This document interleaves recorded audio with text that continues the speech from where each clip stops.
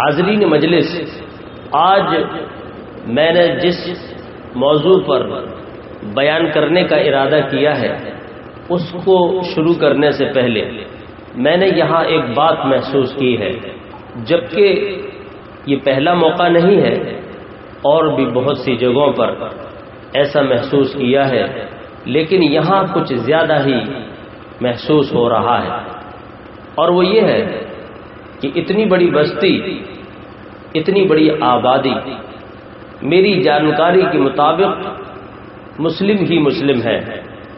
جب ان کو اس بات کا علم ہے کہ یہاں ایک مجلس منعقد ہوئی ہے جس میں اللہ اور اس کے نبی صلی اللہ علیہ وسلم کا پیغام سنایا جائے گا، تو پھر اتنی بڑی بستی میں اتنے کم لوگ یہاں کیوں ہیں؟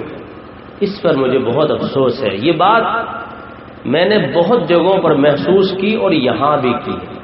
اے بستی کے لوگوں، میری بات آپ گرہ میں باندھ لو، آج جو ہوا سو ہوا، اور ابھی بھی وقت ہے آج کی اس مجلس میں شرکت کا، لیکن آئندہ اب یاد رکھو، جب بھی کسی جلسے کا اعلان ہو کہ فلاں جگہ پر فلاں عالم صاحب تشریف لائیں گے، قرآن و سنت کی روشنی میں بیان کریں گے، تو اس مجلس میں ضرور شریک ہو، چند منٹ صحیح، اگر آپ کے پاس وقت نہیں ہے، اگر یقیناً آپ کو لگے کہ قال اللہ وقال الرسول ہی کی صدا بلند ہو رہی ہے، بار بار یہی آ رہا ہے کہ فرمایا اللہ سبحانہ تعالی نے اور فرمایا اس کے آخری پیغمبر محمد مصطفیٰ صلی اللہ علیہ وسلم نے، تو اس مجلس میں آپ کا حق بنتا ہے کہ بیٹھو، اور جس مجلس کے اندر آپ سن رہے ہو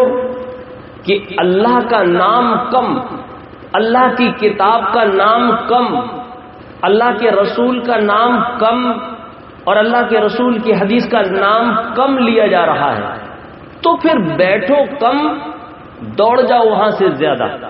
کیوں؟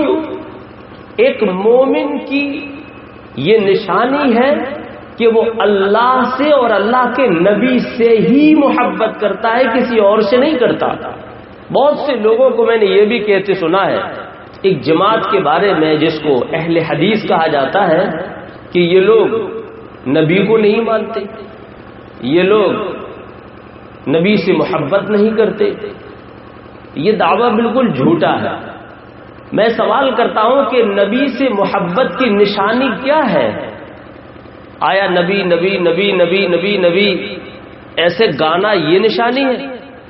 نبی کی شان میں کوئی نعت پڑھنا یہ نشانی ہے؟ میں نے کچھ نعتیں سنی ہیں جس میں نبی نبی نبی نبی جھوم جھوم کر گاتے ہیں، یا رسول اللہ یا رسول اللہ، یہ جھومتے ہیں۔ بہت سے لوگ مجبور ہیں تب بھی کھڑے ہو کر رسول کا نام لیتے ہیں اور پھر بیٹھ جاتے ہیں۔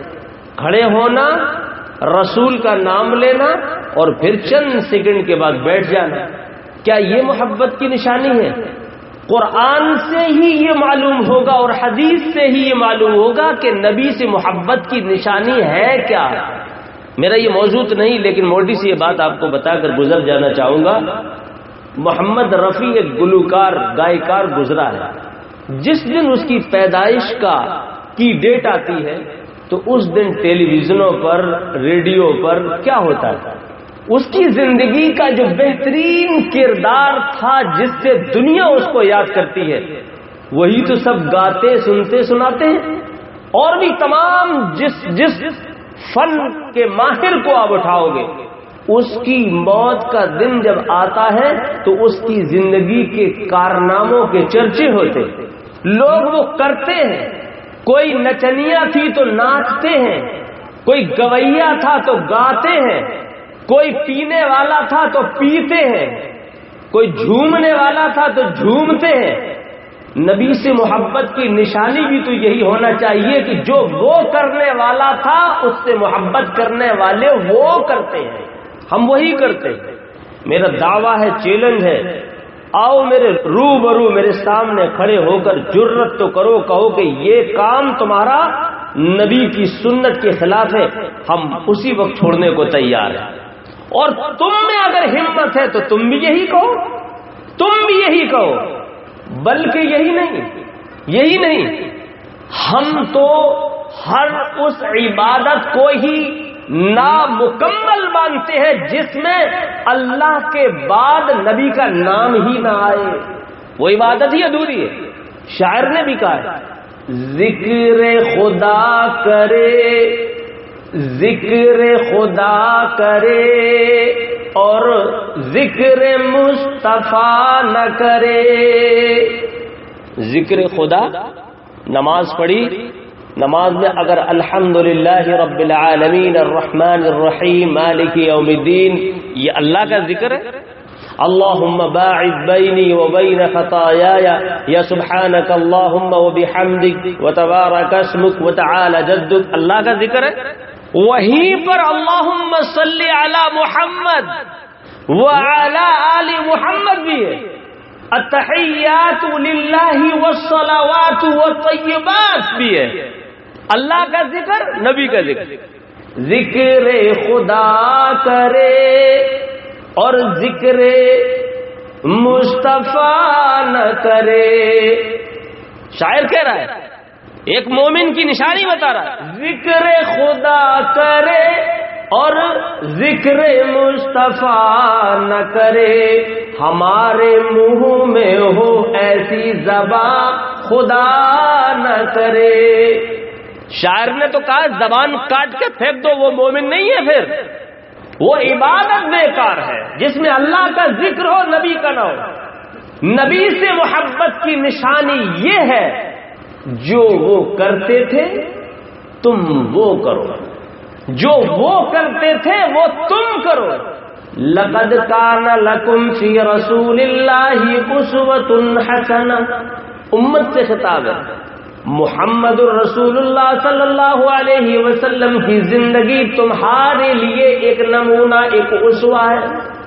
وما آتاکم الرسول فخذوہ وما نہاکم عنہ فانتہوا، اے دنیا کے لوگوں، اے لا الہ الا اللہ محمد الرسول اللہ پڑھنے والوں، آتاکم الرسول، جو رسول تمہیں دے دیں، ما آتاکم الرسول، جو رسول تمہیں دے دیں اس کو لے لو، فخذوہ وما نہاکم عنہ فانتہوا، اور جس چیز سے تمہارے رسول تم کو روک دیں، منع کر دیں، اس سے رک جاؤ۔ یہ ہے محبت کی نشانی۔ آج زندگی میں نہیں ٹٹولتا انسان کہ میرے نبی نے کس چیز سے روکا ہے اور کس چیز کی اجازت دی ہے، بس نبی نبی نبی نبی نبی نبی نبی نبی، یہ محبت کی نشانی نہیں ہے۔ اللہ سے دعا کیا کرو، اے اللہ ہمیں آخری پیغمبر محمد مصطفیٰ صلی اللہ علیہ وسلم سے سچی محبت کرنے والا بنا۔ آج کا میرا جو موضوع ہے وہ یہ ہے کہ یہ جو کچھ باتیں میں نے ابھی بیان کی کہ نبی سے محبت کس کو ہے، کتنی ہے یا نہیں ہے، اور بھی بہت سی باتیں، یہ سب ہمارے اندر کیوں پیدا ہوئی؟ اس لیے پیدا ہوئی کہ ہم نے مقصد حیات کو بھلا دیا، مقصد زندگی کو بھلا دیا۔ کسی بھی انسان سے پوچھو مقصد حیات کیا ہے، مقصد زندگی کیا ہے، تو وہ یہ نہیں بتا سکے گا کہ مقصد حیات کیا ہے۔ قرآن کریم کے اندر اور احادیث رسول کے اندر انسان کی زندگی کا مقصد بہت خوبصورت انداز میں ہمیں ملتا ہے۔ مقصد یہ ہے، اللہ رب ذوالجلال انسان کو جو زندگی دیتا ہے اور اس میں جو اس کو دولت، گھر، مکان، عزت، شہرت، صحت، خوبصورتی، تندرستی، بیوی، بچے اور بھی تمام انواع و اقسام دیتا ہے، نعمتیں دیتا ہے، فضل و کرموں کی بارش کرتا ہے، وہ اس لیے کرتا ہے کہ میں اپنے بندے کو آزماؤں، اس کا امتحان لوں اور دیکھوں کہ میرا بندہ امتحان میں کامیاب ہوتا ہے یا فیل ہوتا ہے۔ اور اس کی جو چاہت ہے وہ یہ ہے کہ اے میرے بندو اور اے میری بندیوں، میں تمہیں امتحان کے اندر ڈالوں تو تم کامیاب ہونا اور کامیاب ہونے کے لیے مجھ سے ہی دعا کرنا۔ بہت آسان ہے، کامیاب ہونا، کامیاب ہونے کے لیے مجھ سے مدد مانگنا، میں تمہاری مدد کروں گا اور کامیابی سے ہمکنار کروں گا۔ یہ مقصد حیات ہے۔ پھر آگے چل کر اللہ سبحانہ تعالی نے جو ہمارا ممتحن ہے، امتحان لینے والا ہے، کچھ موٹے موٹے امتحان لینے کے طریقے بھی بتائے ہیں کہ میں تمہارا امتحان اس طرح سے لوں گا، اس چیز سے بھی لوں گا اور اس چیز سے بھی لوں گا۔ دیکھو کہیں بھول مت جانا، اچانک تمہارا امتحان لوں گا، تمہیں پتا بھی نہیں چلے گا نہ، یہ نہیں ہے۔ کبھی بھی اچانک کسی اسکول کے اندر لوگ آ جاتے ہیں اور ٹیسٹ لینا شروع کر دیتے ہیں کہ کیا تعلیم ہو رہی ہے۔ اللہ نے اچانک نہیں کہا، امتحان کے لیے ہر لمحہ ریڈی رہنے کو کہا۔ اچانک تو اس نے یہ بولا ہے ہم تمہیں کبھی بھی مار سکتے ہیں، اچانک تمہیں موت آ سکتی ہے، تم رات کو سو گے صبح مردہ اٹھو گے، لوگ مردہ پائیں گے، بس میں کلکتے ہنستے بارات میں جا رہے ہوگے، ہم سب کو پوری بس کے لوگوں کو مار دیں گے، خوشی کو غم میں تبدیل کر دیں گے، اچانک موت دیں گے، موت کا کسی کو نہیں بتائیں گے کب آئے گی، اور یہ اس کا بہت بڑا احسان ہے کہ اس نے ہم کو نہیں بتایا کہ میری موت کب آئے گی۔ بڑے ننگے مننگے بابے پھر رہے ہیں، پڑھے لکھے ان پڑھ، ان سے پوچھو وہ بتا دیتے۔ لوگوں کے بارے میں تو چھوڑو، وہ دنیا کے بارے میں بتا رہے ہیں، دنیا کب تک رہے گی اور کب فنا ہو جائے گی۔ اس نے بولا ہے کسی انسان کی زندگی کے بارے میں نہیں معلوم، وہی جانتا ہے، دنیا کب فنا ہوگی وہی جانتا ہے۔ لوگ کہہ رہے ہیں کہ ہم بھی جانتے ہیں، یہ اس کا بہت بڑا احسان ہے۔ بات آئی ہے تو میں بتا دوں، یہ میرا موضوع نہیں ہے کہ احسان کیوں ہے، آپ مجھ سے بعد میں پوچھ سکتے ہو، میں بتا دیتا ہوں۔ اگر اللہ رب العالمین یہ بتا دیتا کہ سن 2017 کے چوتھے مہینے کی 11 تاریخ کو جو آج ہے تمہاری موت ہو جائے گی، تو یہ سوچ کر تو آپ 4-5 سال پہلے ہی مر چکے ہوتے، تو یہ احسان ہوا کہ نہیں؟ 4 سال پہلے 5 سال پہلے ہی مرے نہیں ہوتے، مرزات کو پہنچ چکے ہوتے ایک ایک دن۔ اب 5 سال بچے، اب 4 بچے، اب 3 بچے، ہائے اب تو 2 بچے۔ دوسری بات، آپ کو جب شادی کرنا ہوتی کسی کی بیٹی کے گھر، آپ کا باپ جاتا میری بیٹی سے، میرے بیٹے سے اپنی بیٹی کا نکاح کر دو، فوراً وہ آپ سے پوچھتا مرنے والا کب ہے؟ کہا 2.5 سال بچے ہیں، وہ بیٹی دیتا۔ احسان کیا ہے اللہ نے۔ اللہ کے نبی کے دور میں یہ واقعہ ہوا، نکاح ہوا، رخصتی اب ہوتی، رخصتی ہوئی نہیں، شوہر کی ڈیتھ ہو گئی۔ مسئلہ ہے قرآن حدیث کا کہ وہ عدت کتنی کرے گی۔ ایک آدمی ہے، نکاح ہوا، کل رخصتی ہوگی، آج ایکسیڈنٹ ہو گیا، مہر مقرر ہوا، کیا ہوگا مہر کا؟ عبداللہ ابن مسعود کی تو حدیث موجود ہے، ایک صاحب آئے، نکاح ہوا تھا، انتقال ہو گیا اور مہر بھی مقرر نہیں ہو پایا تھا، ان کے اوپر چھوڑ دیا تھا جو تم سمجھو دے دینا، بات ختم۔ پھر کیا ہوا؟ کہ رخصتی کل ہوتی، وہ آدمی مر گیا، کچھ بولو۔ عبداللہ ابن مسعود نے کہا تمہارے خاندان کی عورتوں کا جو مہر ہو وہ مقرر کر دینا، عدت وہ اپنے میکے میں ہی گزارے گی، اور عدت قرآن نے جو بتائی وہ پیش کر دی، اتنی ہی گزارے گی۔ بات ختم ہو گئی۔ ایک صحابی رسول کھڑے ہوئے کہنے لگے آپ نے جو فیصلہ کیا ہے، میں نے خود جناب محمد الرسول اللہ صلی اللہ علیہ وسلم کی حدیث سنی، آپ نے بھی یہی فیصلہ کیا تھا۔ اچانک کی موت اگر پتہ چل جائے کون شادی کرتا ہے؟ یہ اللہ نے احسان کیا ہے، لیکن لوگ ہیں وشواس کرتے ہیں۔ عرض یہ کر رہا تھا ہمیں چاہیے کہ ہم قرآن کو کھولیں اور محمد صلی اللہ علیہ وسلم کے فرمان کو کھولیں، اسی سے پتا چلے گا کہ اصل انسان کی زندگی کی حقیقت کیا ہے، مقصد حیات کیا ہے۔ ہمیں کیا کرنا ہے اس زندگی میں، اور پھر آگے گزرے فرمایا الذی خلق الموت والحیات، وہی اللہ رب ذوالجلال جس نے موت کو پیدا کیا، والحیات اور زندگی کو پیدا کیا، لیبلوکم اس لیے پیدا کیا کہ وہ تم کو آزمائے، ایکم احسن عملا اور دیکھے کہ تم میں عمل کے اعتبار سے کون بہتر ہے۔ اس لیے اللہ نے ہمیں پیدا کیا ہے۔ میری آواز کو سننے والے نوجوانوں، بزرگوں، یہاں موجود ہو وہ، یہاں سے دور ہو، جہاں بھی ہو آواز سن رہے ہو وہ سب، اور میری ماؤں اور بہنوں سنو، تمہاری زندگی کا ایک ایک لمحہ امتحان سے گزر رہا ہے، اور تمہارا ممتحن کوئی اللہ کا بندہ یا بندی نہیں، کوئی پیر نہیں، کوئی ولی نہیں، کوئی قطب نہیں، کوئی ابدال نہیں، بلکہ احکم الحاکمین رب ذوالجلال ہے۔ ایک ایک لمحہ وہ امتحان لے رہا ہے۔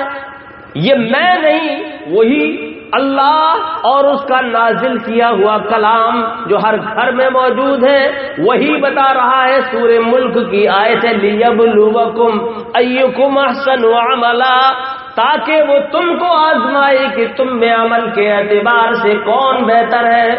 اب خود غور کر لو، تمہاری آزمائش ہو رہی ہے، اس کا فرمان ہے صبح اٹھو، رب کو یاد کرو، فجر کی نماز پڑھو، لیکن تم امتحان میں فیل ہوئے کے پاس ظہر کا وقت ہو، اسی کا فرمان ہے اے عورتوں، اے مردوں، وقت پر نماز ادا کر لو۔ اللہ نے وقت مقررہ پر نماز فرض کی ہے، وقت پر کرتے ہو یا نہیں، کرتے بھی ہو یا نہیں، یہ تم خود سوچ لو۔ امتحان سے گزر رہے ہو، عصر کا وقت ہوا، مغرب کا وقت ہوا، عشاء کا وقت ہوا، بیچ میں کھانے کے آئٹم آئے، حلال ہے یا حرام، بیچ میں کمانے کے آئٹم آئے، جب تم کمانے پہنچے حرام کمایا یا حلال، لڑائی اور دنگوں کے موقع آئے، اچھا بولے یا برا، گالی سننے اور سنانے کے موقع آئے، تم نے گالی سنی کیا کیا اور سنائی تو کیا کیا سنائی۔ ہر لمحہ تمہارا امتحان سے گزر رہا ہے۔ تمہیں یہ سوچنا چاہیے میرا ممتحن کوئی اور نہیں، رب ذوالجلال ہے، کوئی فکر نہیں۔ جھوٹ، دن، پھن، ہیرا پھیری، مدرسے والے آئے، اللہ کے نام پہ کچھ دے دو، چلو کام دھندا نہیں چل رہا ہے۔ کسی سے لڑائی ہوئی تو 1 منٹ میں اچھا میں تجھے برباد کرنے کے لیے تجھ سے کورٹ میں ملتا ہوں اور لاکھوں خرچ کر دوں گا۔ ابھی تو فٹیچر تھا، اب لکھوں پتی بن گیا۔ یہ حال ہے مسلمانوں کا۔ رب امتحان لے رہا ہے، کس کس سے لیتا ہے معلوم نہیں، لوگوں کو پڑھتے بھی معلوم کیسے۔ اسی قرآن کے اندر اللہ نے فرمایا وَجَعَلْنَا بَعْضَكُمْ لِبَعْضٍ فِتْنَةً، اے محلے والوں، شہر والوں، صوبے والوں، ملک والوں، سب انسانوں کی بات ہو رہی ہے۔ وَجَعَلْنَا بَعْضَكُمْ لِبَعْضٍ فِتْنَةً، ہم نے بعض کو بعض کے لیے، یعنی ایک کو دوسرے کے لیے آزمائش کو بنایا ہے۔ بالفاظ دیگر ہم نے تمہیں ایک دوسرے کی آزمائش کے لیے بنایا ہے۔ فتنہ بمعنی آزمائش، قرآن میں جب بھی کھولو گے فتنہ کہیں آئے گا تو آزمائش کے معنی میں ملے گا۔ ایک انسان دوسرے انسان سے آزمایا جا رہا ہے، لیکن یہاں آزمائش کی جو ڈور تھی اس کو کاٹ دی۔ آدمی پتنگ اڑاتا ہے، کوشش میں لگا رہتا ہے میری ڈور کٹ نہ جائے، میرے ہاتھ سے نہ کٹ جائے، چھوٹ نہ جائے، ٹوٹ نہ جائے، کہیں الجھ نہ جائے یا کوئی اور پتنگ باز میں دیکھ نہ پاؤں آ کے وقت سے میری پتنگ نہ کاٹ دے، اس کو پتلی سی ڈور کی فکر ہوتی ہے۔ لیکن اس رب ذوالجلال نے ایک انسان کو ایک انسان سے، ایک خاندان کو ایک خاندان سے جیسے جوڑا ہے، جیسے ایک دوسرے سے ٹچ کیا ہے، انسان نے ویسے ہی ایک کو دوسرے سے الگ کر دیا۔ صاف کہہ دیتا ہے، سن میں مر جاؤں میری مٹی میں مت آنا، میرے گھر سے نکل، آج کے بعد میرے گھر میں قدم مت رکھنا۔ اس نے رشتے جوڑے ہیں، اس نے توڑے ہیں۔ اس نے بولا ہے وَجَعَلْنَا بَعْضَكُمْ لِبَعْضٍ فِتْنَةً، ہم تم میں سے ایک دوسرے کو ایک دوسرے سے آزمائیں گے۔ یہاں اس نے کہا میں تجھ سے نہیں بولتا، تو مجھ سے مت بول، آزمائش کا چکر ہی ختم۔ اللہ رب ذوالجلال نے ارشاد فرمایا وَنَبْلُوَكُمْ بِالشَّرِّ وَالْخَيْرِ فِتْنَةً۔ وہ آیت جو میں نے ابھی پڑھی سورہ فرقان میں تھی، یہ سورہ انبیاء کے اندر ہے۔ اے دنیا کے انسانوں، وَنَبْلُوَكُمْ بِالشَّرِّ، ہم کبھی تمہیں مصیبتوں میں، پریشانیوں میں، دکھوں میں گھیر کر آزمائیں گے۔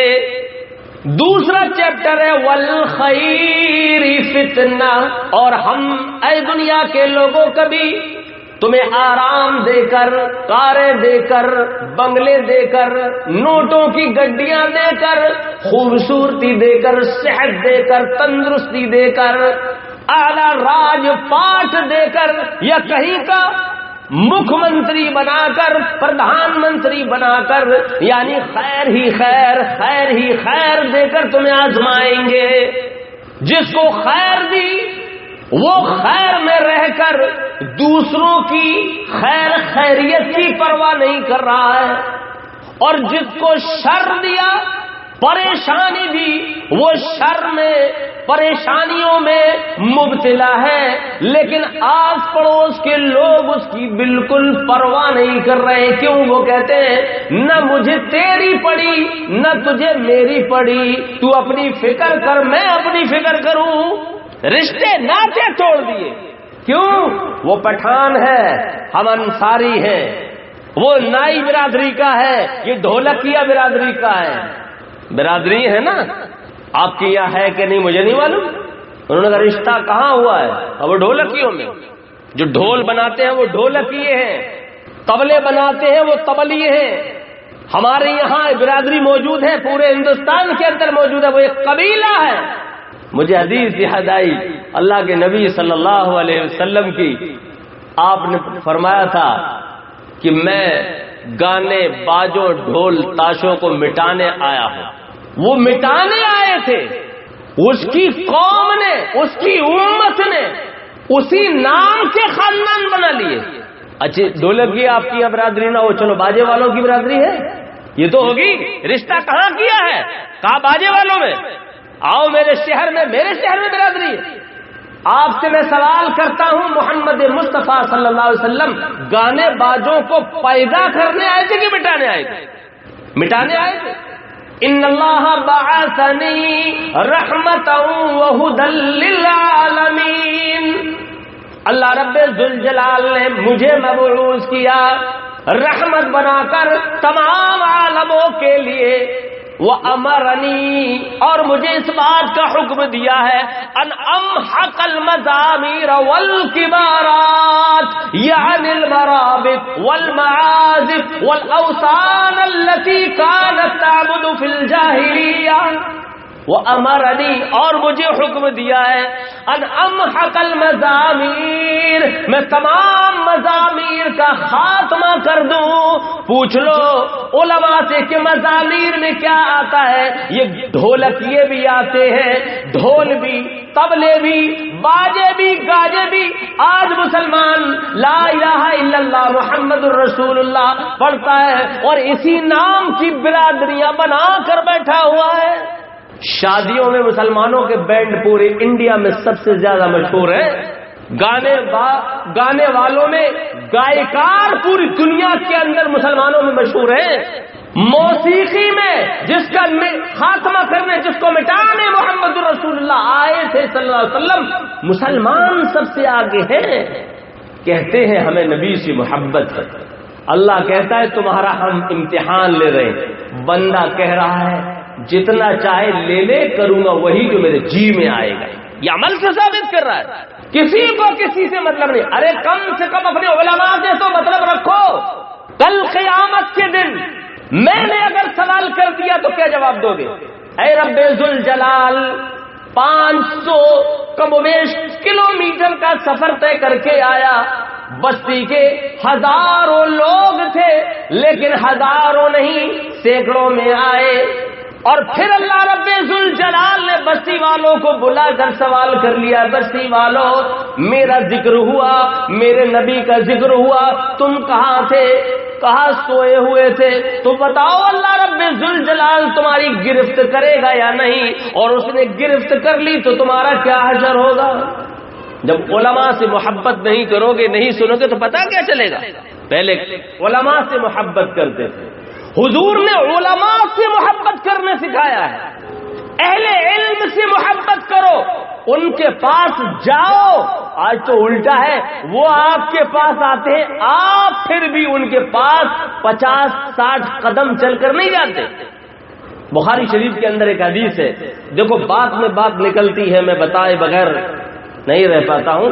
ایک حدیث ہے بخاری شریف کے اندر، مالک بن حویرث کی، جو الفاظ بڑے مشہور ہیں، آپ نے سنے ہوں گے، صلو کما رأیتمونی اصلی، نماز اس طرح پڑھا کرو جیسے تم نے مجھ کو پڑھتے دیکھا ہے۔ یہ حدیث کے آخر میں الفاظ ہیں۔ ابتدا کہاں سے؟ اتینا النبی صلی اللہ علیہ وسلم، الفاظ یاد شروع ہوتے عن ابی سلیمان مالک بن الحویرث اتینا النبی، آئے نبی اکرم صلی اللہ علیہ وسلم کے پاس، اور وہ کیا خود کہہ رہے ہیں، وَنَحْنُ جمع کا صیغہ ہے، اور ہم، ابھی گنتی نہیں ہے، نحنوں میں 20 بھی، 30 بھی، 300 بھی، 3 لاکھ بھی، وہ ابھی کہہ رہے ہیں لیکن گنتی آ گیا، وَنَحْنُ شَبَبَةٌ مُتَقَارِبُونَ، ہم سب کے سب نوجوان اور ہم عمر تھے۔ آج مسجدوں میں دیکھو، خطبوں میں دیکھو، تقریروں میں دیکھو، بزرگ زیادہ ملیں گے، نوجوان کم۔ بعض جگہوں پر جاؤ گے تو بچے ہی بچے ملیں گے، نوجوان کم۔ رسالت میں آپ صلی اللہ علیہ وسلم اس کو پسند کیا کرتے تھے کہ لوگ آئیں مجھ سے علم سیکھے، جتنے بھی اہل علم ہیں ان میں سب سے بڑا علم کا جاننے والا میں ہوں، میرے پاس بیٹھے، میں اگر ادھر ادھر رہوں تو میرے جو تربیت یافتہ صحابہ ہیں ان کے پاس بیٹھے، ان سے سیکھیں۔ رسالت میں آپ صلی اللہ علیہ وسلم کا دربار لگا ہوتا، قافلے کے قافلے آتے، آپ سے سیکھتے، اور جب آپ کسی کام سے کہیں چلے جاتے یا آرام گاہ میں چلے جاتے تو ابو بکر صدیق ہیں، عمر ابن خطاب ہیں، ابو ہریرہ رضی اللہ عنہ ہیں، عبد الرحمن ابن عوف ہیں، ایک چبوترا ہے جس کا بڑا مشہور نام ہے اصحاب صفہ، یعنی صحابہ اکرام کا چبوترا جس پر وہ بیٹھا کرتے تھے، صفہ چبوترے کو کہتے ہیں، اصحاب چبوترے والے لوگ، اس پر وہ بیٹھتے، وہ ان کو سکھاتے۔ ایسے ہی حدیث میں ہے اتینا النبی صلی اللہ علیہ وسلم ونحن شببۃ متقاربون، ہم آئے حضور کے پاس، ہم عمر تھے، نوجوان تھے، فاقمنا عنده 20 لیلۃ، ہم آئے اور آ کر 20 رات آپ کے پاس رکے۔ 20 راتیں کم ہوتی؟ 20 رات کم نہیں، بہت ہوتی۔ ان لوگوں سے آپ پوچھ سکتے ہو جو ہمارے دیوبندی بھائی ہیں، 40-40 دن کے لیے جاتے ہیں، ان کا دل جانتا ہوگا، آسان نہیں ہے 20 دن 40 دن بیوی بچوں کو چھوڑنا۔ بعض لوگ 4-4 مہینے کے لیے جاتے، 1-1 سال کے لیے، 2-2 سال کے لیے جاتے۔ جاؤ، منع نہیں ہے، دن فکس مت کرو، اچانک کوئی مجبوری آ جائے واپس آ سکتے ہو، جی نہیں چاہ رہا ہے مت جاؤ۔ جس جگہ جا رہے ہو وہاں جانے سے پہلے اطراف میں دیکھ لو وہ وقت یہی لگاؤ. گھر میں بے نمازی، محلے میں بے نمازی، جا رہے کہاں؟ خوبصورت شہر، past garden city of India. India کے اندر سب سے خوبصورت شہر کون سا؟ بنگلور، ممبئی. گھومنے کا شوق ہے تمہارے دلوں میں جو ہے، کل قیامت کے دن کھل جائے گا. صحابی رسول کرے 20 لیلہ فاقمنا عنده 20 لیلۃ، ہم ٹھہر گئے اللہ کے نبی کے پاس 20 رات. بلکہ بخاری ہی کی دوسری حدیث میں ڈبل الفاظ ہیں، فاقمنا عنده 20 یوما ولیلہ. ہم اللہ کے نبی صلی اللہ علیہ وسلم کے پاس 20 دن اور 20 رات ٹھہرے، یعنی دن اور رات ملا کر 1 دن ہوتا ہے. انہوں نے کلیئر کر دیا 20 دن رہے. کچھ دن جب ہوئے، 20 دن جب ہوئے تو معلوم ہے کیا ہوتا ہے؟ حضور اکرم صلی اللہ علیہ وسلم نے سوچا 20 دن ہو گئے، ان کو اپنے بیوی بچوں کی یاد آ رہی ہو، کس نے کس کو پیچھے چھوڑا. سوچتے ہوں گے کہ ہم کیا علم دین سیکھنے نکلے، بڑے پریشان ہو گئے. تو حضور اکرم صلی اللہ علیہ وسلم نے ان سے پوچھا، فسألنا عمن ترکنا فی اہلنا، تم یہ بتاؤ، ہم سے سوال کیا. وہ کہہ رہے تم نے کس کو چھوڑا؟ تم جب یہاں آئے پیچھے کس کس کو چھوڑ کے آئے اپنے گھروں پہ؟ سب نے بول دیا کہ میں نے بیوی چھوڑی. کسی نے کہا میرا کوئی نہیں، کسی نے کہا ماں باپ ہے شادی نہیں ہوئی، کسی نے کہا شادی ہو گئی اور بیوی بچے ماں باپ سب ہے، سب کو چھوڑا. جس کے جو تھے بتایا. عمن ترکنا فی اہلنا فاخبرنہ، ہم نے آپ کو خبر دے دی. وکان رفیقا رحیما، آپ بڑے ہی نرم مزاج، رحم دل تھے، رحم کرنے والے تھے. یہاں سے اب بات شروع ہو رہی ہے. فقال ارجعوا، آپ نے فرمایا اب تم جاؤ. 20 دن بہت ہوتے ہیں.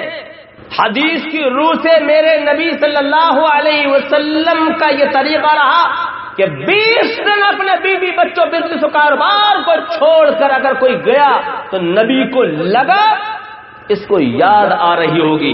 اب 20 کا ڈبل 40 کر دو، وہ تو حدیث کی بالکل ہی خلاف ہو گیا. بخاری شریف کی حدیث ہے، میرے باپ کے بنائے ہوئے کلمات نہیں. 20 لیلہ 20 یوما ولیلہ. اور بخاری کی 2 حدیثوں کا حوالہ دیا، ایک میں 20 لیلہ اور ایک میں 20 یوما ولیلہ، اور یہ دوسری تمام احادیث میں موجود ہے جس کا موقع نہیں، حوالے دینے کی ضرورت بھی نہیں. فقال ارجعوا، پوچھ پاچھ کر. حدیث میں یہ نہیں کسی کی یہاں سے منی آرڈر آیا ہو، ایلچی آیا ہو، تمہاری ماں مر گئی، تمہارے باپ مر گئے، تمہارے محلے والوں پر حملہ ہو گیا، ایسی کوئی خبر نہیں. پوچھا تم نے کس کو چھوڑا، سب نے بتایا میرے گھر پہ میرے یہ ہے. حضور نے سب کا سن تو لیا. اب آپ نے، اور یہ حدیث معلوم ہے کس باب میں؟ رحم کے باب میں ہے، نماز کے باب میں نہیں ہے، رحم کے باب میں. بابو، مجھے موقع سے یاد بھی آ گیا، بابو رحمت الناس بالبہائم، یہ باب ہے.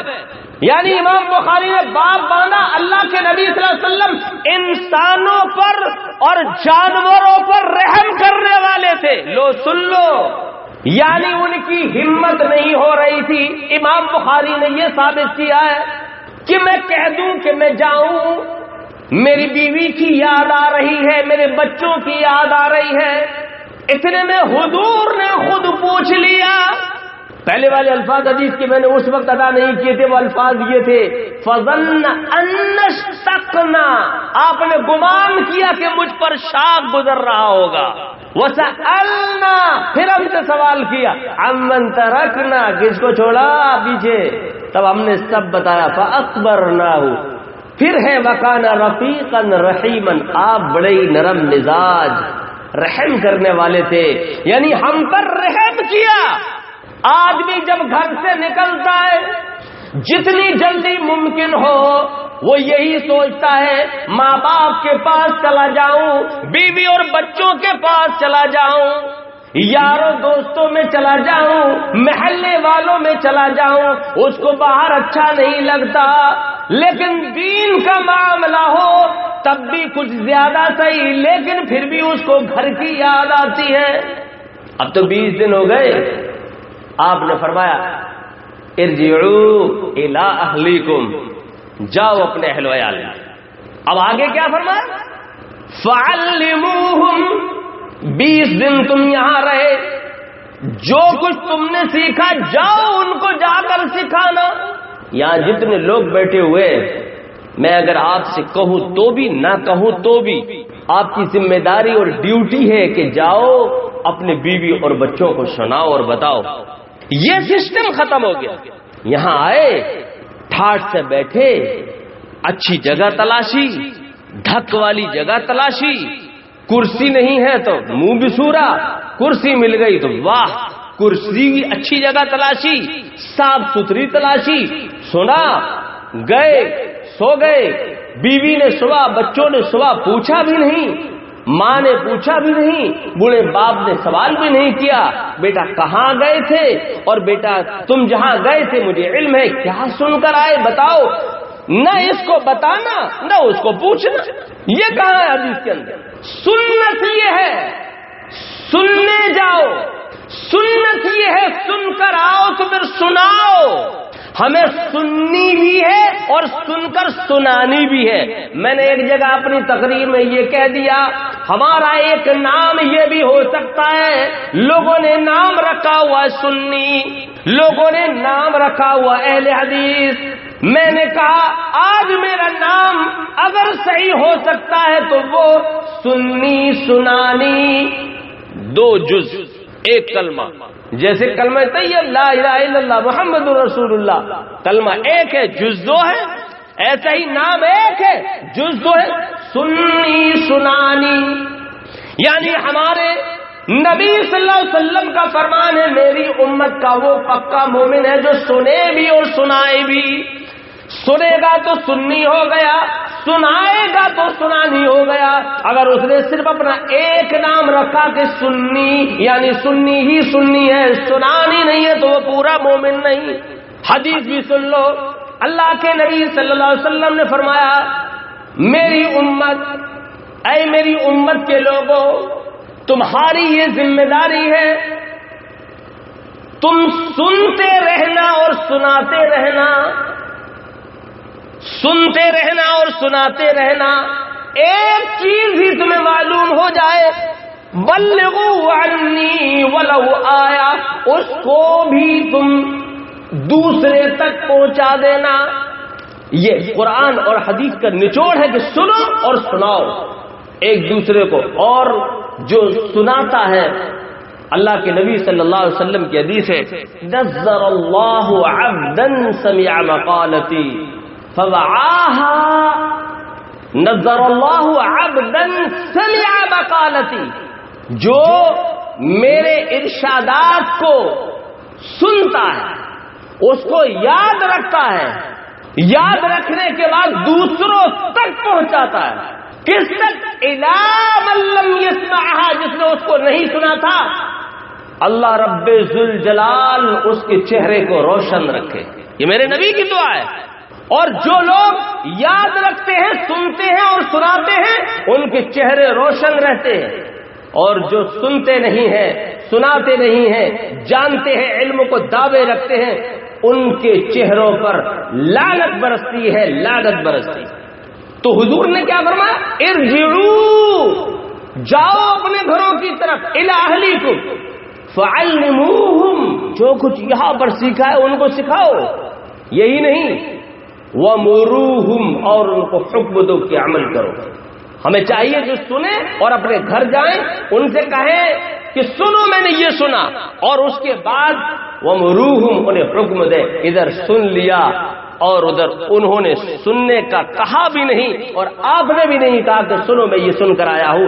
یہی چیز امت مسلمہ کے اندر بگاڑ کا سبب بنی ہے۔ ہمارے اندر سے شوق اور ذوق بالکل جاتا رہا۔ فعلموہم امرهم، تو ہماری زندگی کیا ہے؟ خیر میں، بھلائی میں، شر میں، مزے اور لطف میں، امتحان سے گزر رہی ہے، لیکن ہمیں پرواہ نہیں۔ یہ تو شریعت کی بات ہوئی۔ اب دنیا کی طرف آ جاؤ، اللہ نے کیا فرمایا؟ ہم تمہیں خیر سے اور شر سے آزمائیں گے۔ خیر اور شر یہ دو بہت اہم کردار ہے انسان کی زندگی کے۔ انسان کی زندگی میں ایک موڑ کبھی ایسا بھی آتا ہے جب اس پر کچھ نہیں ہوتا، فاقوں کے دن کاٹ رہا ہوتا ہے، اس کے لیے ایک 10 کا 5 کا نوٹ بھی بہت قیمتی ہوتا ہے۔ اور ایک وقت ایسا آتا ہے کہ ہزاروں کچھ نہیں ہوتے، یاروں اور دوستوں پر الٹ آتا ہے۔ اس وقت جو مشکلات کے دن ہوتے ہیں، ان ایام میں ان لوگوں کے پاس وہ چل کر جاتا ہے جو خیر میں ہوتے ہیں۔ اللہ نے خیر اور شر کا ناطہ جوڑا ہے۔ یہ مصیبتوں میں ہے، کوئی کیس میں پھنس گیا، ناجائز کسی کو کسی گنڈے نے گھیر لیا، کسی کا ایکسیڈنٹ ہو گیا، ہڈی ٹوٹ گئی، اب یہ پریشانی کے اندر مبتلا ہے، غریب بھی ہے، اور اس طرف کون ہے؟ امیر جو خیر میں ہے، اس کا ناطہ اس سے اللہ نے جوڑا ہے اور امتحان بھی ہو رہا ہے۔ اب یہ آپ کے پاس جائے گا اور کہے گا میری مدد کرو، اللہ نے تمہیں نوازا ہے، 5000 کی سخت ضرورت ہے، مجھے دے دو۔ یہ مصیبت میں ہے اور یہ آرام میں ہے، دونوں کا ٹکرا ہوا۔ اب کیا ہوتا ہے؟ یہاں پر میری دانش میں 3 قسم کے لوگ ہیں۔ ایک امیر نے کہا بیٹھو، پانی لایا، پانی پلایا، اندر گیا، 5000 روپے لے کر آیا، عزت و احترام کے ساتھ دیے، کہا جاؤ لے جاؤ۔ وہ چلا، کہا کب دے دوں؟ امیر نے کہا دینے کی ضرورت نہیں، جو کچھ میرے پاس ہے اللہ کا عطا کیا ہوا ہے، قرآن اور حدیث کے اندر میری لسٹ موجود ہے کہ جو پیسہ میرے پاس ہے مجھے کب کب کس کس کو اور کتنا کتنا دینا ہے، جاؤ خوشی خوشی اپنا کام بناؤ، کبھی اور ضرورت پڑ جائے میرے پاس آنا، اس لائق ہوا تو مدد کروں گا۔ خوش ہوا، دعائیں دیتا ہوا چلا گیا۔ یہ خیر اور شر کا ملن قرآن نے اور حدیث نے یہ ثابت کیا، آپ خود فیصلہ کرنا یہ ملن کیسا ملن ہے۔ دوسرا ملن دیکھو، ایک اور پہنچا، کہا اللہ کے لیے میری مدد کرو، اللہ نے تمہیں غنی بنایا، کہا بیٹھو، بیٹھ گیا، اندر گیا، 5000 روپے لے کر آیا، ساتھ میں کاغذ اور قلم بھی لایا، کہا یہ لو 5000 روپے، یہاں پر فوراً لکھ دو، بعد میں جیب میں رکھنا۔ کیا لکھ دوں؟ لکھ دو آج تاریخ فلاں فلاں میں نے 5000 روپے 10% بیاج پر لیے۔ یہ دوسری کوالٹی ہے، یہ خیر میں تھا، یہ شر میں تھا، وہ مزے میں تھا، یہ پریشانی میں تھا۔ اللہ نے اس کو جو جس لائق بنایا یہ وہاں مجبوراً گیا، کیا اس کا یہی حق تھا کہ اس کے ساتھ یہ سلوک کرے؟ تیسرا ایک اور ہے، یہ گیا اور وہ اندر سے آیا اور آتے ہی اس نے کہا فوراً نکلو یہاں سے۔ اس نے یوں بھی نہیں دیا اور یوں بیاج پر بھی نہیں دیا، بلکہ دھتکار کر بھگا دیا، کہا جو کچھ ہے میرے بازوؤں کی کمائی ہے، حرام کا کماتے ہو، حرام کا کھاتے ہو، بھیک منگے ہو، فوراً نکلو نکلو یہاں سے، آج کے بعد کبھی یہاں پر نہ آنا۔ یہ 3 قسم کے لوگ ہیں۔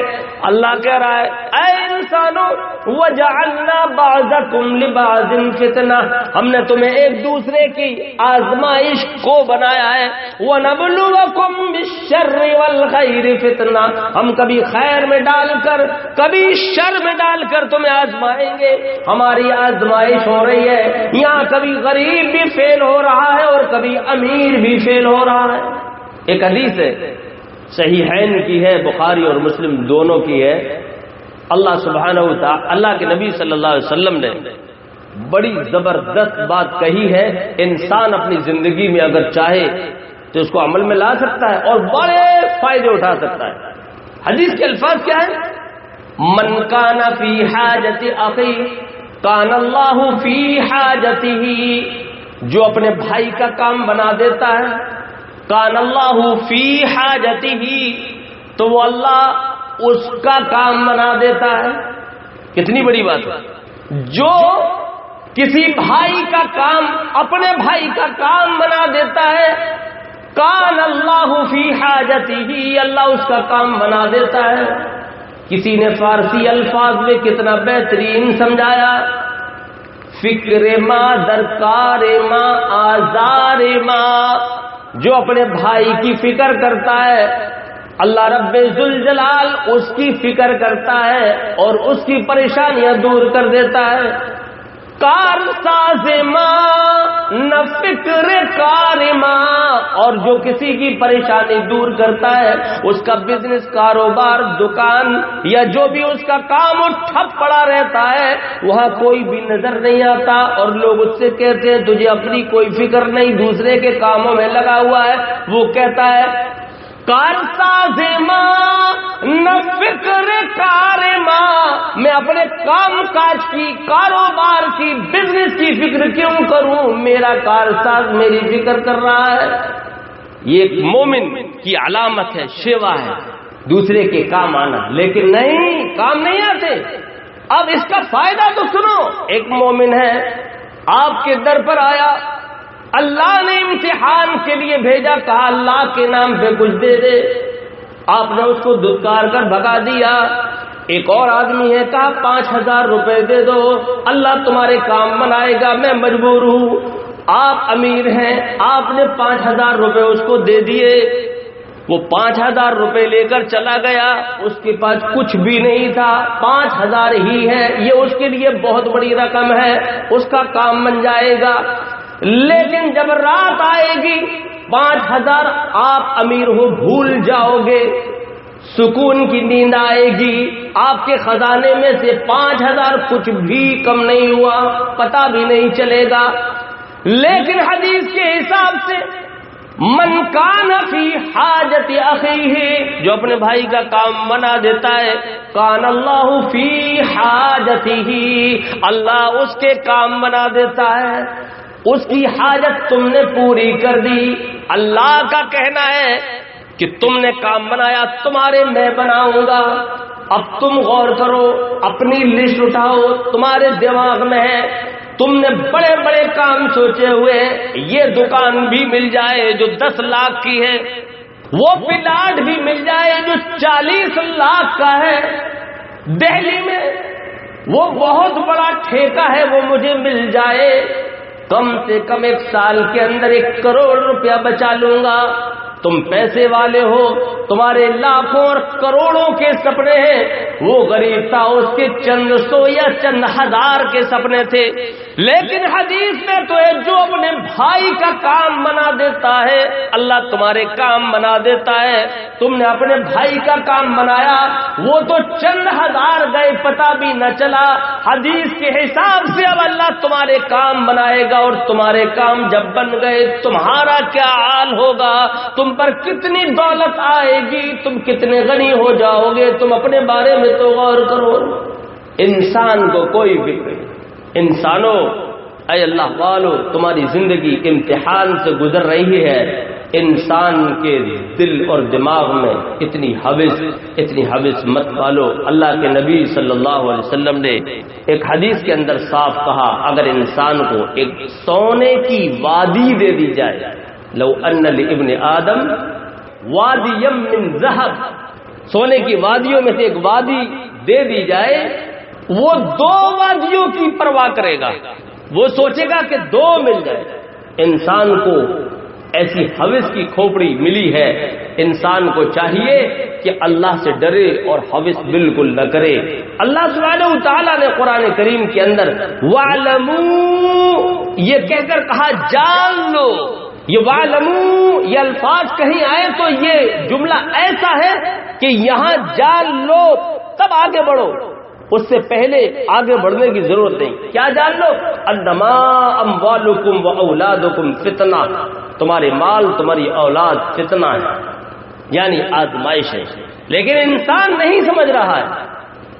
اور دوسری جگہ پر اللہ نے فرمایا انما اموالکم واولادکم فتنہ، تمہارے مال تمہاری اولاد فتنہ ہے، یعنی آزمائش ہے۔ اس آزمائش میں انسان فیل ہو رہا ہے۔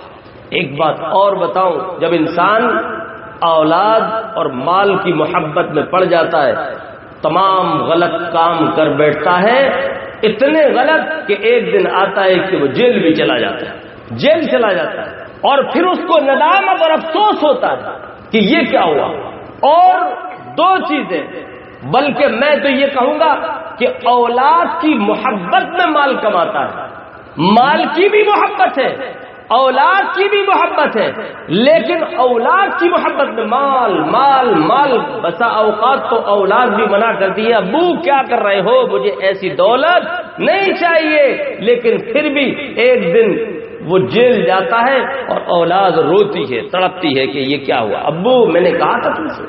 اللہ رب ذوالجلال نے قرآن کے اندر ایک موقع پر مال اور اولاد ان کی محبت میں اگر تم غرق رہے ہلاک ہو جاؤ گے، فیل ہو جاؤ گے، یعنی فیل کو ہلاک کہا، یا ایھا الذین آمنوا لا تلہکم اموالکم ولا اولادکم، کہیں ایسا نہ ہو کہ تمہارا مال اور تمہاری اولاد تمہیں اللہ کے ذکر سے غافل کر دے، ہلاکت میں ڈال دے، اور ہلاکت میں پڑ گئے تو اللہ کے ذکر سے دور ہو جاؤ گے۔ ایک لسٹ بناؤ جو لوگ نماز نہیں پڑھتے، جب آپ لسٹ بناؤ گے تو آپ کو پتا چلے گا اکثر لوگ دولت مند اللہ کے ذکر سے دور ہیں، نہ نماز نہ روزہ۔ کیوں؟ یہ اللہ کا قانون ہے، جس کو مال اور اولاد سے محبت ہوگی وہ اللہ کے ذکر سے دور ہو جائے گا، عن ذکر اللہ، اور اللہ کے ذکر سے جب دور ہوگا، اللہ کے ذکر سے جب دور کسی کو پاؤ تو سمجھو یہ اولاد اور مال دونوں سے محبت کرتا ہے، ہلاک ہو چکا ہے۔ لا تلہکم اموالکم ولا اولادکم، کہیں ایسا رہو کہ مال اور اولاد کی محبت تمہیں ہلاک کر دے، ہلاکت میں ڈال دے، فیل ہو گیا، اللہ کے ذکر سے دور ہوا۔ دوسری بات، جو اللہ کے ذکر سے دور ہوتا ہے، ایک بیماری اور لگتی ہے، جیسے دنیا کی بیماریوں میں بھی یہی ہوتا ہے، ایک بیماری ہو فوراً ڈاکٹر کے پاس جاؤ ورنہ دوسری بیماری، یہاں اللہ کے ذکر سے دور ہوا، دوسری بیماری لگی، اور وہ یہ لگی دل دماغ سے اس کے چین اور سکون نکل جاتا ہے۔ جب بھی اس سے پوچھو یہی کہے گا مزے میں نہیں ہوں، دکھی ہوں۔ کیوں نہیں ہے؟ اس لیے کہ اللہ کے ذکر سے وہ دور ہے، اللہ کے ذکر سے دور ہے تو پھر چین نہیں ملے گا، اس لیے چین اور سکون نہیں ملے گا کہ انسان کو چین اور سکون قلبی ذہنی اللہ کے ذکر سے ہی ملتا ہے۔ میں نہیں، قرآن ہی کہتا ہے الذین آمنوا وتطمئن قلوبهم بذکر اللہ، جو لوگ مومن ہیں، ایمان والے ہیں، وہ اپنے دلوں میں اللہ کے ذکر سے ہی سکون حاصل کرتے ہیں۔ الا بذکر اللہ تطمئن القلوب، جان لو، یاد رکھنا یہ بات، میں نہیں اللہ کہہ رہا ہے، اللہ کے ذکر سے ہی دلوں کو تسلی حاصل ہوتی ہے۔ ایک شاعر نے بھی اس بات کو یوں کہا، نہ دولت سے نہ دنیا سے نہ گھر آباد کرنے سے تسلی دل کو ملتی ہے، خدا کو یاد کرنے سے، اللہ کو یاد کرنے سے دل کو تسلی اور سکون ملتا ہے۔ آج جس سے پوچھو پیسے والوں سے اور کیسے ہو، پہلے لوگ کہا کرتے تھے اللہ کا شکر ہے، آج نہیں کہتے، دوسرے الفاظ نکلتے ہیں، یہ ہے وہ ہے، شکر ہے، شکر نہیں۔ کیوں؟ پیسے والے ہیں، ذکر سے دور ہے، چین ختم، بے چینی بے چینی بے چینی، نیند غارت۔ عرض یہ کر رہا تھا، انسان سراپا اول تا آخر، شروع سے آخر تک اپنی زندگی میں امتحان میں غرق رہتا ہے، امتحان میں۔ تمہاری زندگی اے انسانوں امتحان کے اندر گزر رہی ہے۔ آپ کو چاہیے کہ اللہ سے لو لگائیں اور یہ یاد رکھیں کہ اے اللہ، ہماری زندگی امتحان سے تو گزر رہی ہے، ہم تجھ سے دعا کرتے ہیں اس امتحان میں تو مجھے کامیاب فرما۔ اس وقت جو سب سے بڑا امتحان ہے ہمارے سروں پر، وہ امتحان ہے دائیں بائیں آگے پیچھے اغیار کا، بے کلمہ لوگوں کا۔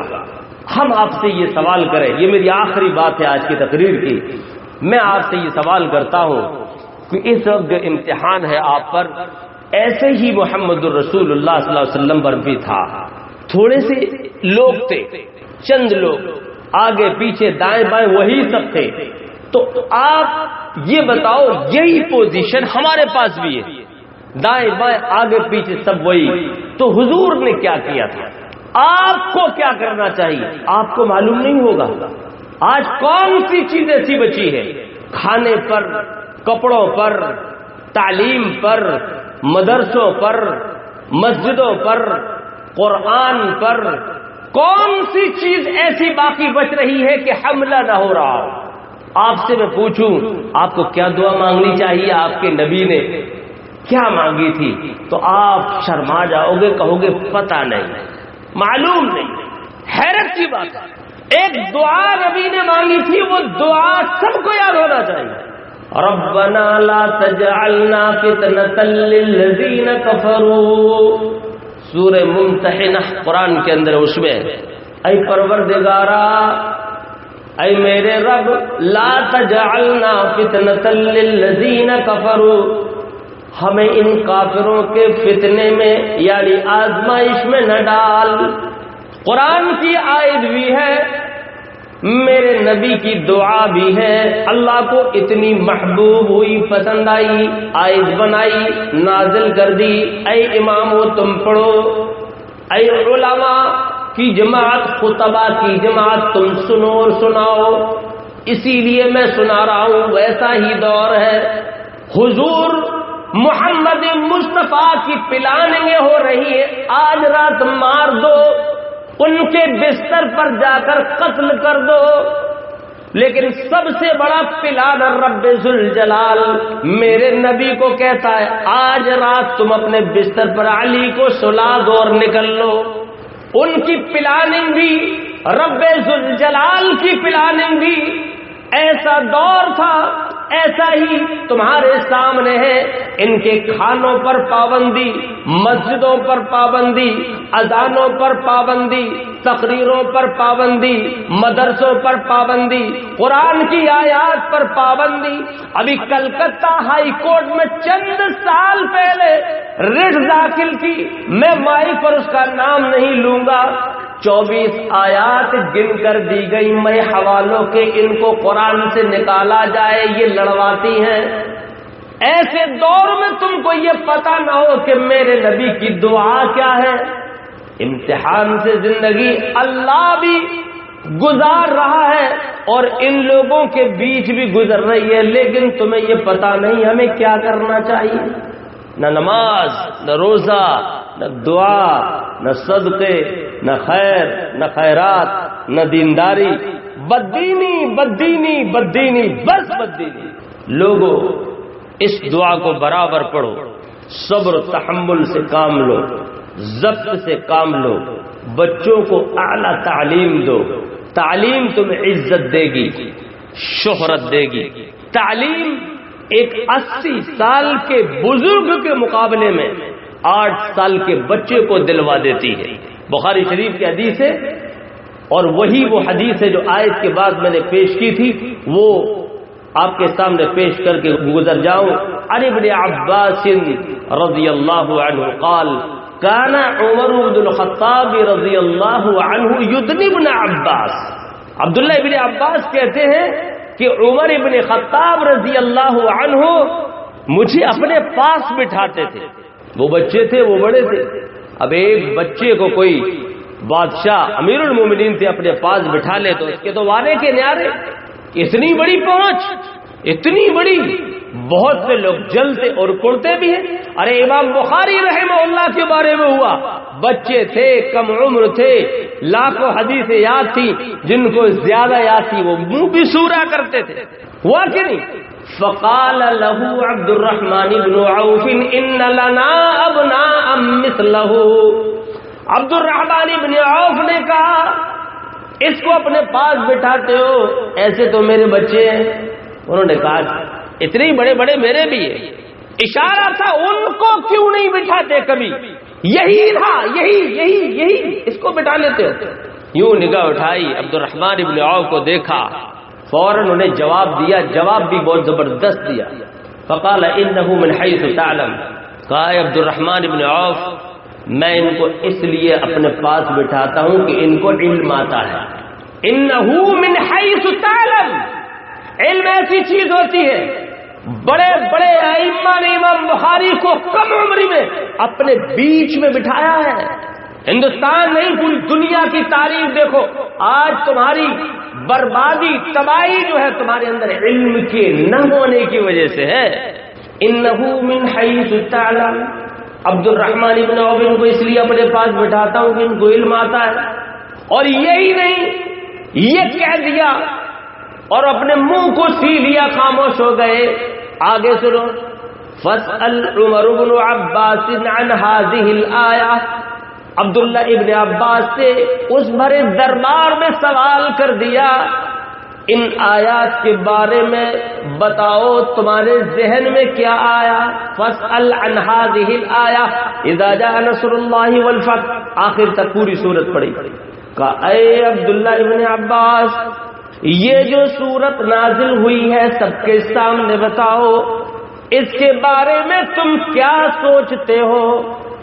اذا جاء نصر اللہ والفتح، جب اللہ کی مدد آ جائے اور تم فتح و کامیاب ہو جاؤ، ورأیت الناس يدخلون فی دین اللہ افواجا، تم دیکھ لو اسلام کے اندر فوج در فوج داخل ہو گئی ہیں، فسبح بحمد ربک، اپنے رب ذوالجلال کی حمد و تسبیح بیان کرو، تسبیح کرو اپنے رب کی تعریفوں کے ساتھ، واستغفر، اور استغفار کرو، انہ کان توابا، وہ بہت توباؤں کا قبول کرنے والا ہے۔ فاسأل عن هذه الآية، سوال کر دیا ان کے بارے میں۔ عبداللہ ابن عباس بولے اے عمر ابن خطاب، ان آیات سے یعنی اس پوری صورت سے ہمیں بتایا گیا کہ اب اللہ کے نبی صلی اللہ علیہ وسلم ہم سے رخصت ہونے والے ہیں، یعنی آپ کی جدائی کا وقت عنقریب آنے والا ہے۔ عمر ابن خطاب بولے ما اعلم منها الا ما تعلم، میں بھی یہی سوچ رہا ہوں ان آیات کو سمجھ کر، جو تم سوچ رہے ہو، جو میں سمجھ رہا ہوں وہی تم سمجھ رہے ہو۔ ایک اتنی عمر والا اور ایک کم عمر والا، یہ تعلیم کا مقام تھا، یہی کہا اے عبد الرحمن ابن عوف، میں ان کو اس لیے اپنے پاس بٹھاتا ہوں، انہ من حیث تعلم، ان کو علم آتا ہے۔ آج علم نہیں آتا، علم نہیں آتا، کسی سے پوچھو 4 حدیثیں سناؤ، مشکل۔ صحابہ کہتے تھے کسی کو وہ حدیث یاد ہے، فوراً کھڑے ہوتے تھے، ہاں مجھے وہ یاد ہے۔ کسی کو وہ حدیث یاد ہے، ہاں مجھے وہ حدیث یاد ہے۔ لیکن آج کسی سے پوچھو حدیث یاد نہیں، وہ گانا یاد ہے، یاد ہے حضور، کس فلم میں تھا، یاد ہے حضور، کس سن میں آئی تھی وہ فلم، ارے ابھی لو حضور، ابھی بتایا، سب یاد ہے۔ یاد نہیں تو احادیث، یاد نہیں تو قرآن کی آیات۔